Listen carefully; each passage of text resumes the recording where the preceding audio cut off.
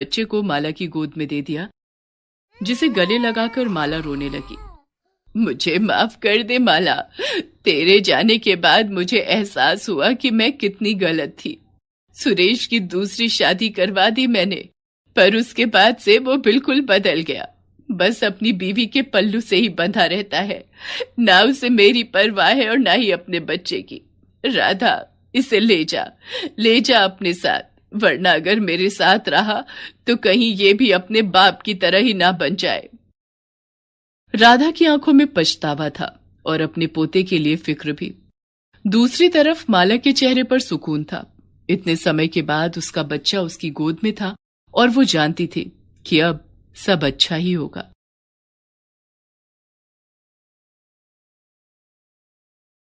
गरिमा और प्रज्ञा दोनों बचपन से ही पक्की सहेलियां थी। दोनों में हमेशा से ही बहुत प्यार था और पूरे गांव में उनकी दोस्ती के चर्चे थे। मगर उनकी दोस्ती में एक नया मोड़ तब आता है जब गरिमा की शादी एक अमीर घर में हो जाती है और प्रज्ञा की एक गरीब घर में। आइए देखते हैं कि दोनों सहेलियों की जिंदगी में आखिर क्या होता है और कैसे वो अपनी दोस्ती निभाती हैं। एक दिन गरिमा के माता पिता के पास उसके लिए एक बहुत अच्छा रिश्ता आता है।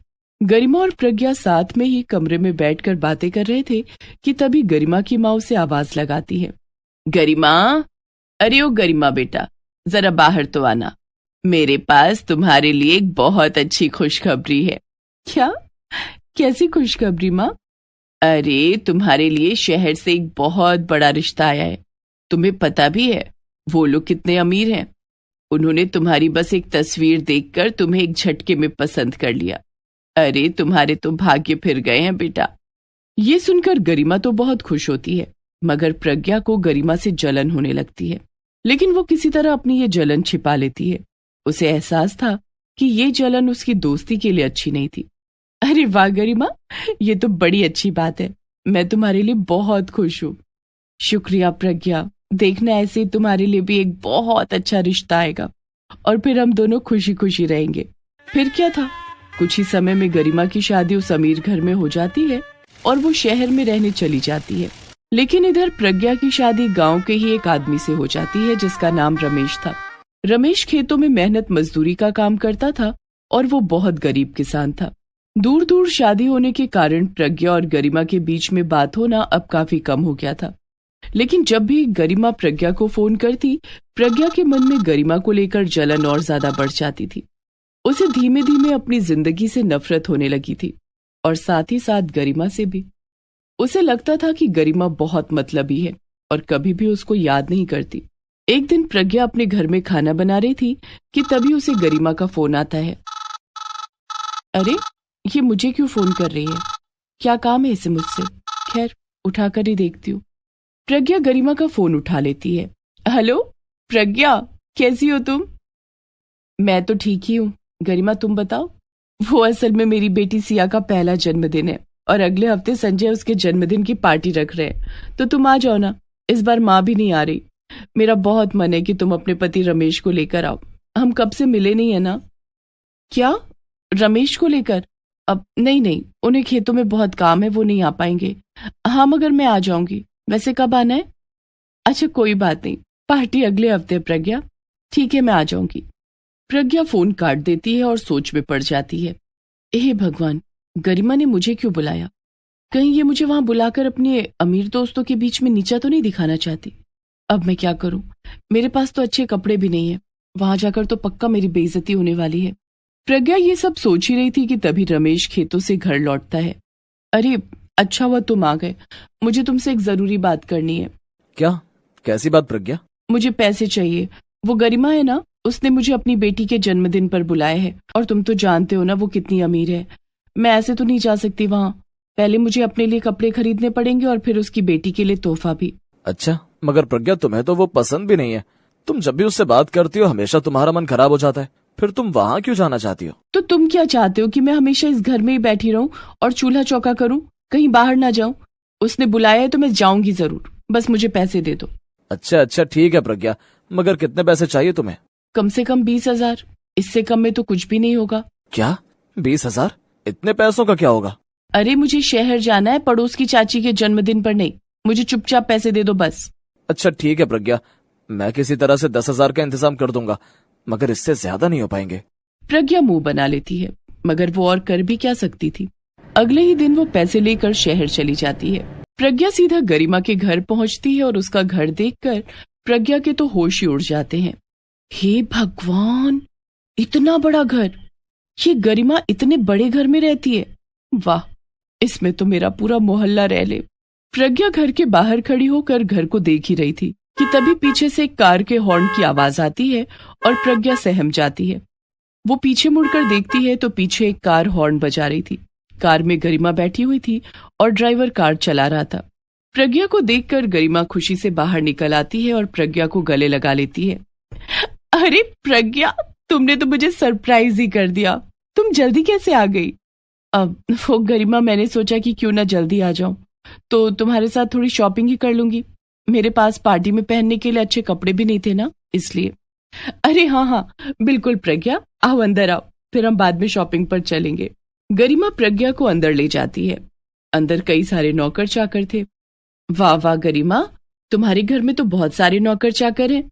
हाँ प्रज्ञा, घर में 5 नौकर हैं, अलग अलग कामों के लिए। वैसे आओ, पहले मैं तुम्हें तुम्हारा कमरा दिखा देती हूँ, फिर हम साथ में खाना खाएंगे। मैंने तुम्हें सच में बहुत याद किया प्रज्ञा, तुम्हें इतने दिनों बाद देखकर मुझे बहुत अच्छा लग रहा है। हाँ मुझे भी गरिमा। गरिमा प्रज्ञा को उसके कमरे में ले जाती है और फिर उससे कहती है, अच्छा प्रज्ञा, तुम एक काम करो, नहा लो और फ्रेश होकर तैयार हो जाओ, फिर हम दोनों शॉपिंग पर चलेंगे और बाहर ही खाना खाएंगे, ठीक है ना? हाँ ठीक है गरिमा। गरिमा के जाते ही प्रज्ञा सोचती है, वाह, जरा देखो तो कितना बड़ा घर है, कितने नौकर हैं। भगवान, मैंने ऐसा कौन सा गुनाह किया था जो मुझे ऐसा पति और घर मिला। प्रज्ञा नहा धोकर तैयार हो जाती है। वो तैयार हो ही रही थी कि तभी गरिमा वापस प्रज्ञा के पास आ जाती है। तुम तैयार हो गई प्रज्ञा? चलो हम शॉपिंग पर चलते हैं। प्रज्ञा ने बाहर जाने के लिए काम साड़ी पहन रखी थी, लेकिन गरिमा ने बहुत अच्छे कपड़े पहन रखे थे और वो बहुत अच्छे से तैयार थी। ये देखकर प्रज्ञा को काफी अजीब महसूस होता है। अरे गरिमा, हम तो बस शॉपिंग करने जा रहे थे, ये तुमने इतने अच्छे कपड़े क्यों पहन लिए? ऐसा लग रहा है कि अभी पार्टी में जा रही हो तुम। मैं तो बाहर जाते वक्त अक्सर ऐसे ही कपड़े पहनती हूँ। वैसे प्रज्ञा, इससे याद आया कि मुझे भी पार्टी में पहनने के लिए कपड़े लेने हैं। अच्छा हुआ तुम आ गई। चलो अब जल्दी चलते हैं, वरना देर हो जाएगी। अच्छा ठीक है, चलो। गरिमा प्रज्ञा को एक बहुत बड़े मॉल में ले जाती है, जहां पर साड़ियों का एक बहुत बड़ा शोरूम था। प्रज्ञा वहां घुसते ही सोचती है, अरे ये जगह तो बहुत बड़ी है, यहाँ पर तो बहुत महंगी महंगी साड़ियां होंगी, मैं कैसे खरीद पाऊंगी? अरे क्या हुआ प्रज्ञा, क्या सोचने लगी? आओ ना। हाँ हाँ आई। प्रज्ञा और गरिमा वहां पर बहुत सुंदर सुंदर साड़ियां देखते हैं। गरिमा को एक साड़ी बहुत पसंद आती है, मगर वो बहुत महंगी थी। प्रज्ञा, मुझे तो ये साड़ी बहुत पसंद आई है, एक काम करते हैं, हम दोनों यही साड़ी अलग अलग रंग में ले लेते हैं, फिर हम दोनों ही पार्टी में बहुत अच्छे लगेंगे। अरे नहीं नहीं गरिमा, ये साड़ी तो बहुत महंगी है, मैं ये नहीं ले सकती, मैं किसी छोटी दुकान से साड़ी ले लूंगी। क्या? अरे प्रज्ञा, तुम पैसों की चिंता मत करो, मैं हूं ना, अगर तुम्हारा मन है तो मैं साड़ी के पैसे दे दूंगी।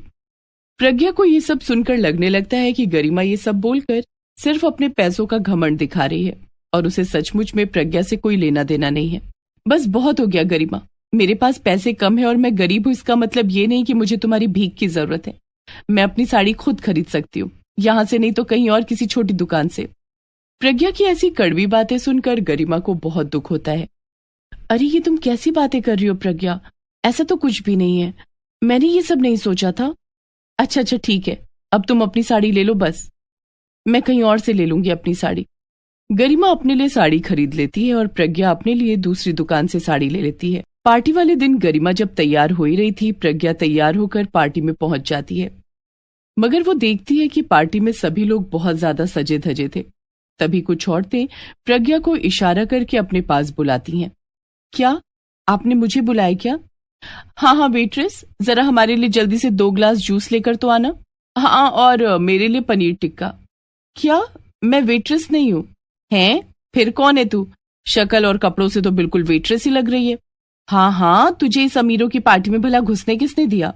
प्रज्ञा को अपना ये अपमान सुनकर बहुत बुरा लगता है, मगर वो कुछ कहती इससे पहले गरिमा वहां आ जाती है और उन औरतों से कहती है, जबान संभाल कर बात करो तुम लोग, ये मेरी दोस्त है और ये पार्टी जितनी मेरी है इसकी भी है, और इस हिसाब से तुम लोग इसी की पार्टी में ये जूस और पनीर टिक्का ठूस रहे हो।